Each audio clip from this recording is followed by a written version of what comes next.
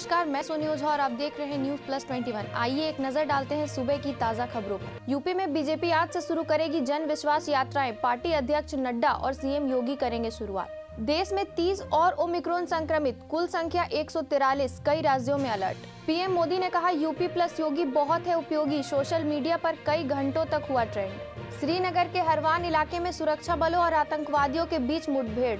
राहुल प्रियंका की पदयात्रा पर स्मृति ईरानी का तंज, कहा चंद लोग नहीं जुटा पाए भाई बहन। सिर्फ भारत में बने सामान ही इस्तेमाल करेगी हमारी सेना, रक्षा मंत्री ने यूएस रूस को दिए स्पष्ट संदेश। मानसिक रूप से बीमार सीआरपीएफ अधिकारी पर नरम पड़ा सुप्रीम कोर्ट, अनुशासनात्मक कार्रवाई निरस्त की। सीईसी को न्योता नहीं दिया, पीएमओ की ईसी संघ बैठक पर विवाद के बाद सरकार ने दी सफाई। कोलकाता में नगर निगम चुनाव के लिए सुबह 7 बजे से मतदान शुरू, सुरक्षा के पुख्ता इंतजाम। दिल्ली के प्रदूषण में मामूली सुधार, मगर हवा की सेहत फिर भी खराब, 319 दर्ज किया गया AQI। ऐसे ही देश विदेश व राज्य से अपडेट रहने के लिए हमारे चैनल को लाइक और सब्सक्राइब करना ना भूलें। नोटिफिकेशन के लिए बेल आइकन जरूर दबाएं। देखते रहिए न्यूज प्लस 21, आपके हक की बात।